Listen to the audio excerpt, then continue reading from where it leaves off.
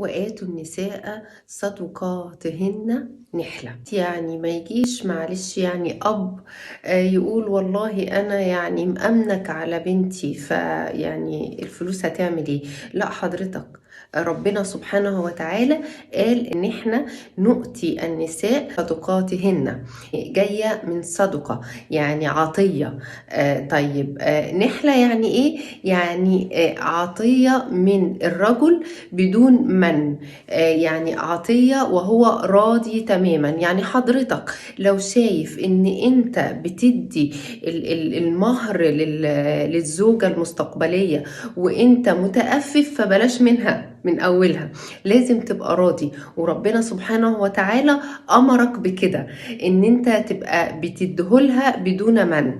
ده ياخدنا لنقطة مهمة قوي، ان الزوج والزوجة من الطبيعي ان هما الاتنين بيستمتعوا ببعض، وهو بيعمل خارج البيت مثلا، تولى الصرف والخ، يعني من الحاجات اللي احنا عارفينها. والزوجة برضو حتى لو بتعمل خارج البيت فهي بتعمل في البيت، ويعني ليها برضو واجبات، بتخلي بالها من الأولاد، بتعمل الأكل وإلخ. إذن انتم الاتنين عليكم واجبات وعليكم مسؤوليات، وفي نفس الوقت في أشياء بتاخدوها اللي هي المتعة والأمان اللي بتاخدوه من الزواج. طب ليه الراجل بقى بالذات هو اللي بيدي المهر للزوجة؟